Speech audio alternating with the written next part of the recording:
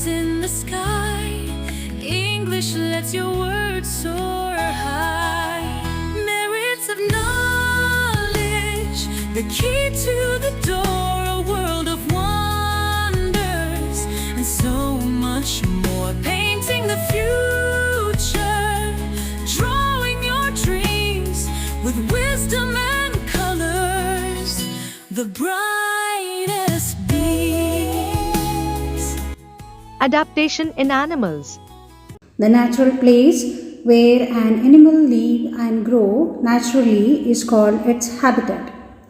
Natural place where the animals live and grow naturally is called its habitat. Terrestrial animals that live on land are called terrestrial animals. Their lungs will be well developed. Elephants, tigers, lions, dogs, etc. are some terrestrial animals. Aquatic means that live in water are called aquatic animals, like fish, whales, turtles, octopus, etc. are some aquatic animals. Even though whales are mammals, they live in water, isn't it? They comes under aquatic, means they live in water. Based on the habitat, it has been divided. Amphibians means the animals that live both on land and in water are called amphibians. As the frogs will be breathing through lungs when they are on land and through moist skin when they are in water. That is, frogs, toads, salamanders, etc. are amphibians. Arboreal animals means animals that spend most of their time on trees are called arboreal. Okay, monkeys, gibbons, chimpanzees and tree lizards are some of the arboreal animals. Next comes the aerial animals. Animals that fly and spend most of their time in air is called aerial animals. See, the difference between arboreal and aerial is arboreal will be on tree, aerial will be in the sky, flying. Okay, birds, bats and most of the insects are aerial animals, means they will be flying in the sky. Arboreal means they will be on tree. This is the difference between arboreal and aerial. Now, adaptation. What is adaptation? The process of developing special features in the body to adjust in the surrounding is called adaptation. Special features means what? According to the environment, according to the temperature, there will be a special features on the body or inside the body. They will adapt for that particular environment. Like here, some animals will be living in desert, some will be in water, some will be in the forest, some will be arboreal, some will be aerial. So they have those special features to adjust to their environment, to their habitat. Organisms that are able to adapt themselves to their surroundings survive. Others are that are not able to adapt become extinct. See, like dinosaurs, we don't have dinosaurs now. Why? Because they had a huge body and their features were not adapting to the environment. They need more food. And when they started eating food, none of the animals or the plants were surviving. So, because of the hunger, the dinosaurs were dead. And animals, according to their habitats, they will be having some special features. So, terrestrial animals will have legs to walk and run, and they have lungs to breathe. They have well developed nervous system, sense organs to feel, and they can change. They can feel the change in the environment, isn't it? So, some have scales to crawl, like snakes. Terrestrial animals live in desert, mountain, polar regions and other regions also, like marshy places. Desert or hot and dry places, animals like camels are found here. They have thick skin with very little hair. They do not lose much water. They will not lose much water because of thick skin. They have special organs to store water for later use, and it is not actually to store water. The water will be stored in the form of fat. Their fleshy soles help them to move on sand. Their hump will be made up of fat, and it will be, the dehydration will be less in their body. Because of the skin, the thick skin, they will not evaporate. The water will not evaporate in the form of sweat. That's why the dehydration will be less. Their eyelashes will be long to protect from the sandstorms. So these are the adaptations of desert animals. Mountain and polar regions are quite cold, isn't it? So mountain goats and yaks found on mountains. And what features they are having? They will be having a long hair on their body, and fur will be there. The furry hair will be there, isn't it? Why? To keep them warm. Penguins also live in polar regions. They have thick fur on the bodies to keep them warm. Polar bear, penguin, seal, etc. have a thick layer of underskin. Under the skin they will be having fat. Even we will be having fat, but not so thick as polar bears and the penguins and seal. That thick underskin fat is called as blubber. Now adaptation in aquatic, what they have, these animals will have fins, limbs to swim in water, fins of fish, flippers of turtle or tortoise, and webbed feet of swan or even frog, right? They can swim in the water very easily. And also they have special shape of their bodies. It will be boat shaped actually. Even birds will have boat shaped, even the fishes will have the boat shaped body. If you see our boat, it has a specific shape. In the same way, the fish will be there. Looking into the fish, actually the boats are designed. And they have gills to breathe, right? Fish and crabs will have gills, whereas whales and dolphins will breathe through lungs because they are mammals, right? Now amphibians, we know what is amphibians, which will live in water as well as on land. These animals have moist skin to breathe in water and they have lungs to breathe on land. They have webbed feet. Webbed feet, if it is there, they can swim very easily. Amphibians like frogs have strong back leg, so that than front leg, the back leg will be very stronger, so that they can hop on the land very easily, and it will help them to move on land. Salamanders also will be having a tiny legs which will be used in crawling. Okay, they will crawl, not slither, they will crawl. Snakes will slither and salamanders will crawl. Adaptation in arboreal animals. Arboreal means which will spend most of their times on trees, right? So animals like monkeys, gibbons and koala bears have strong arms. Their arms will be very strong, their legs will be very strong, and also the tail will be very strong. Why? Because they will be using their arms and legs to hold the branches, and also they will be using their tail to swing, right? So what they will be doing? See, koala bear will not be having tail, but monkeys will have. Gibbons will not have tail, right? Gibbons and koala bears, they will be having strong arms and legs, but here the monkeys will have strong tail also, so that they can swim. They can use their tail to move from one tree to another. They also have sharp claws and broad hip girdles. Hip girdles means the hip bones will be very broad, that provide them support while climbing. Adaptation you have in aerial animals, they have wings to fly. Their bones are hollow, means it will be empty inside. We have bone marrow.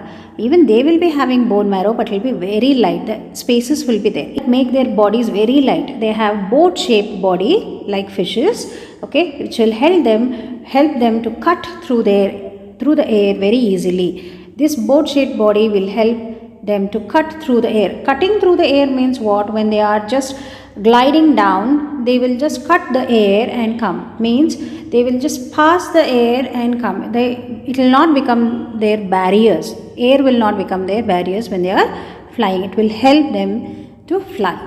Hibernation and aestivation are two types. That is, hibernation means deep sleep of some animals like polar bears, lizards and frogs during winter. Because what they will do, they will eat nicely before winter and they'll go for sleep for months together. Okay, during summer they eat a lot of food. In winter they become inactive and go to sleep, deep sleep. Okay, winter will be there for 3 months, isn't it? For all the 3 months, most of the time they will be sleeping. This is called hibernation. Then what is aestivation? Some animals in desert like snakes take a long sleep during hot summer months. This summer sleep is called aestivation. Means they cannot bear that heat, isn't it? That's why they'll go for summer sleep. That is called aestivation.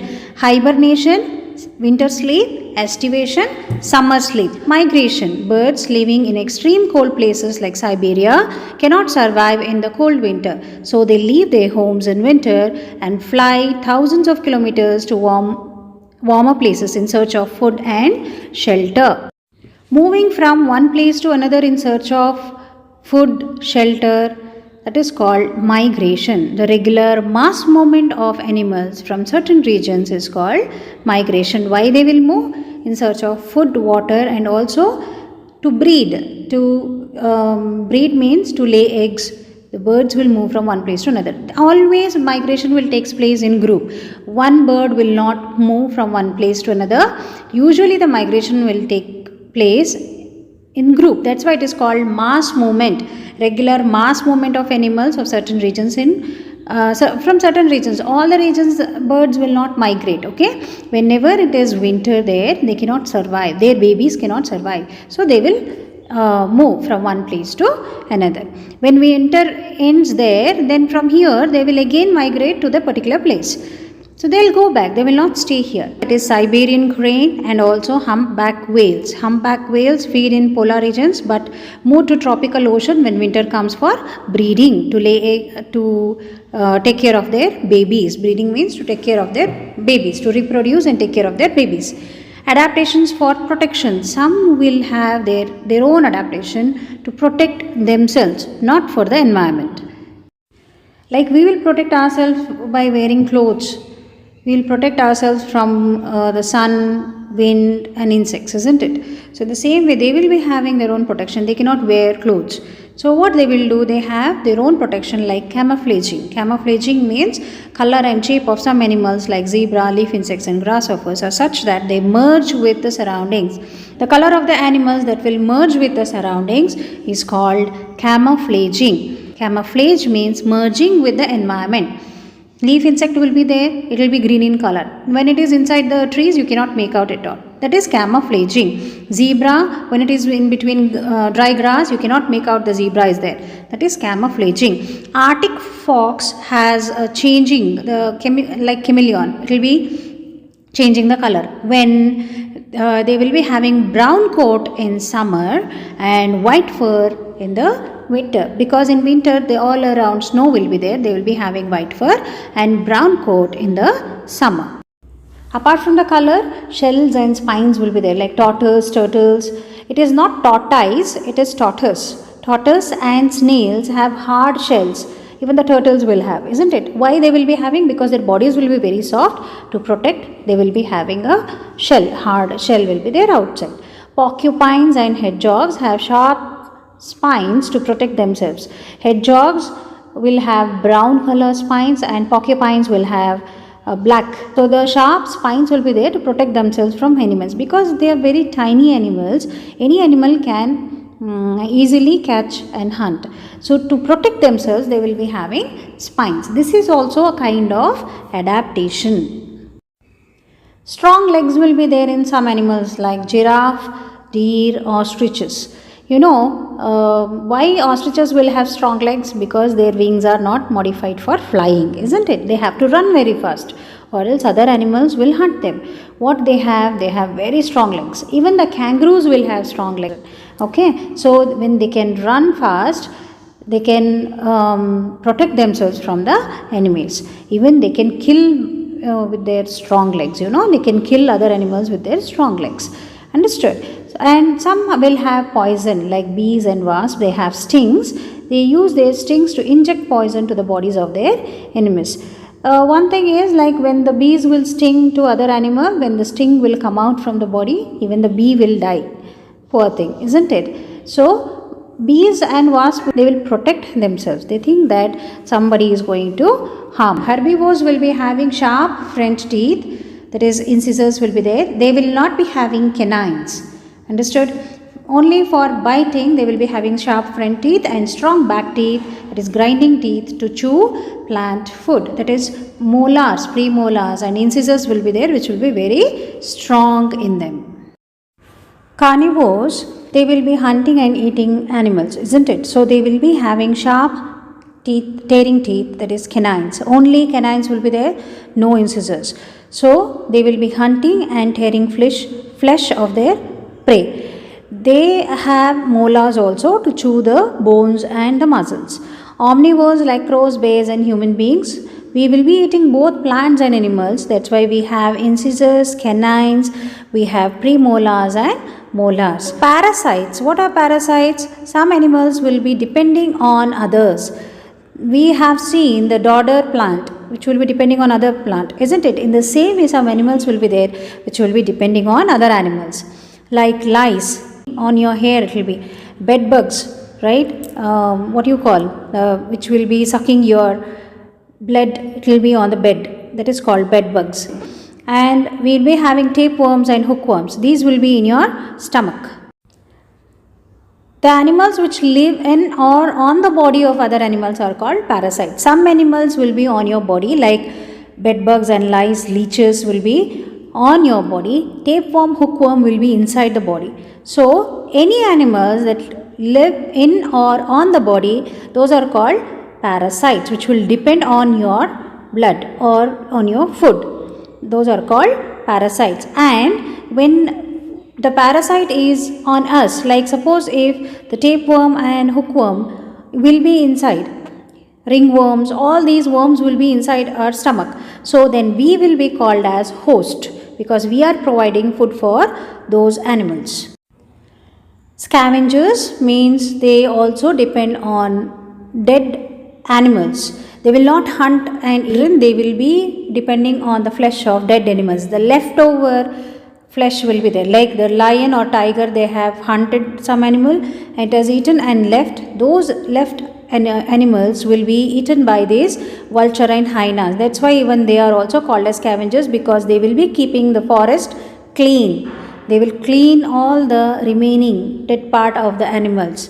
Vultures have strong sharp beak to tear the flesh. A very strong beak will be there to tear, and of course hyenas will be having sharp canines. Extinct means which is no more existing now, like dinosaurs. Okay, so which is not existing on the earth, anywhere in the earth. If you cannot find that, that is dodo and dinosaurs. These are extinct animal which are endangered now, like our Indian tigers, elephants are endangered, right, which is going to be extinct. Why? The poachers will be killing them, and if you are not taking care of those animals, we are not protecting those animals, then one day they will also become extinct, then we cannot see those animals. So which is going to be extinct are called endangered animal, like giant panda, tiger, elephants, Indian cheetah, black panther, and tiger whale. Many are there which are endangered species, because we will be killing for our own use, isn't it? Or because of some chemicals or some nature calamities, the animals will be dead. So we have to take care of these animals also, so that they will be living around us. They will not become extinct. For such educational and informative videos, kindly like and subscribe. Please do press the bell icon to get the notifications on uploading new videos. See you in the next video. Thank you.